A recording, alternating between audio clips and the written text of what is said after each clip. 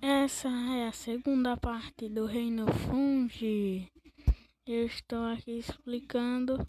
Eu parei nessa parte. Na matéria morta e como simbiontes ou parasitas de plantas, animais e outros fungos podem tornar-se notados quando frutificam, seja como cogumelos ou como bolores.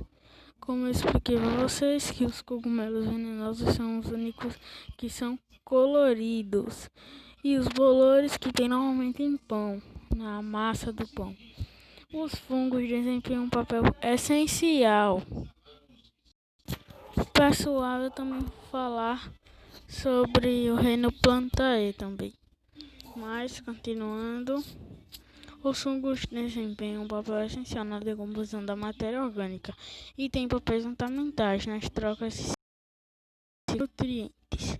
São desde há muito tempo utilizados como fonte direta de alimentação, como no caso dos cogumelos e trufas, como agentes levedantes no pão e na fermentação de vários produtos alimentares, como o vinho, a cerveja e o molho de soja. A pessoa entende várias coisas. Por exemplo, a importância alimentícia dos fungos, das espécies de fungo, como cogumelo e bolores. Aí você vê que tem importância como o vinho, a cerveja e o molho de soja.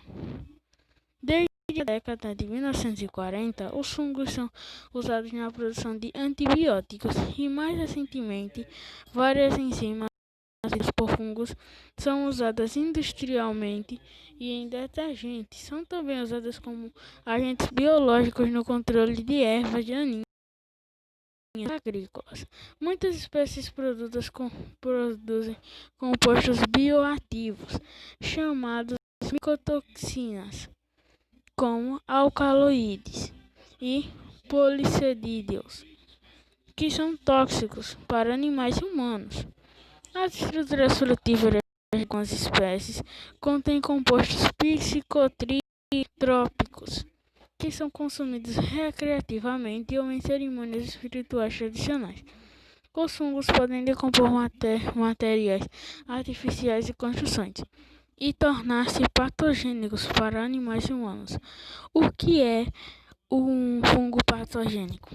Patogênico é micro-organismo que causa doença. E nesse caso é um fungo que causa doenças.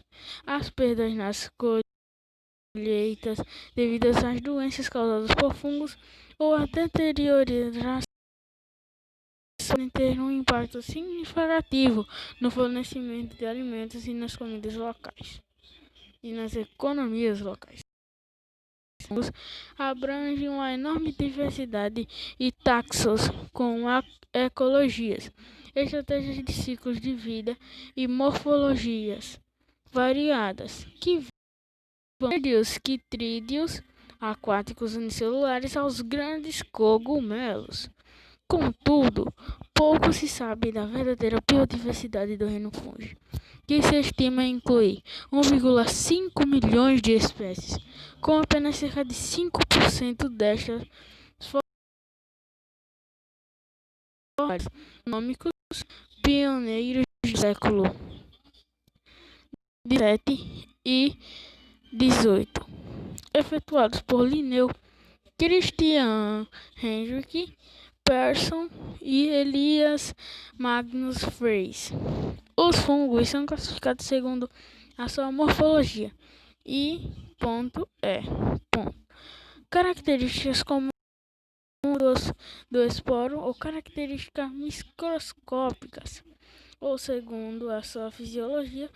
Os avanços na genética molecular abriram o caminho à inclusão da análise de ADN na taxonomia, o que desafiou por vezes os antigos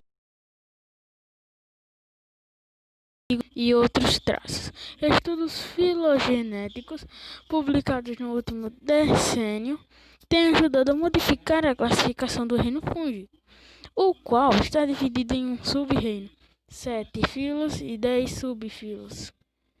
Bem, aí você já tem uma vasta diversidade, né, sobre o reino fungi, quanto a muita coisa. Então, ó, como eu falei, isso daqui, ó, são no parte do pão que tem muito bolor. Que o bolor, como é um fungo, em excesso acaba sendo prejudicial. E agora eu vou, eu vou ir para o reino Plantae. Aqui, gente, o reino Plantae. Se vocês quiserem saber mais, é só procurar no site Só Biologia. Reino Plantae ou Metafita. As plantas são seres pluricelulares e eucariontes. O que é pluricelulares, Juan? Pluricelulares significa o quê? Significa que tem mais de uma célula. São várias células. E eucariontes, como eu disse no vídeo anterior, são as que possuem núcleo. Nesses aspectos, elas são semelhantes aos animais e a muitos tipos de fungos. Entretanto, tem uma característica que as distingue desses seres. São autotróficas. O que são autotróficas? São seres que possuem o seu próprio alimento. Eles como as plantas, né, no caso que é o reino Plantae, que as plantas possuem a fotossíntese, o que? Que é feita pelas folhas que elas têm, que fazem a fotossíntese e que eventualmente tira e dá aos seus nutrientes. Tira os nutrientes do sol, no caso, e do solo para a planta.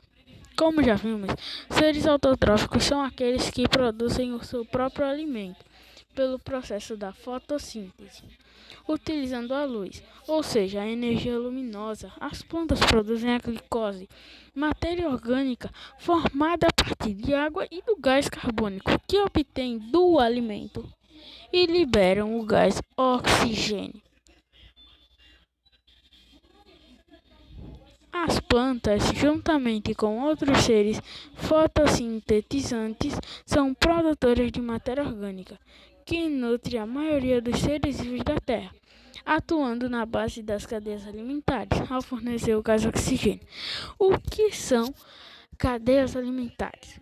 Por exemplo, as plantas, o reino Plantae, está nas bases. Por que na base?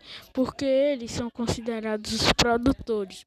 Como eles possuem fotossíntese e não precisam de outros seres para sintetizar seu alimento, já produzem eles mesmos, eles que viram alimentos de outros animais. A gente vai ver isso mais lá na frente no canal.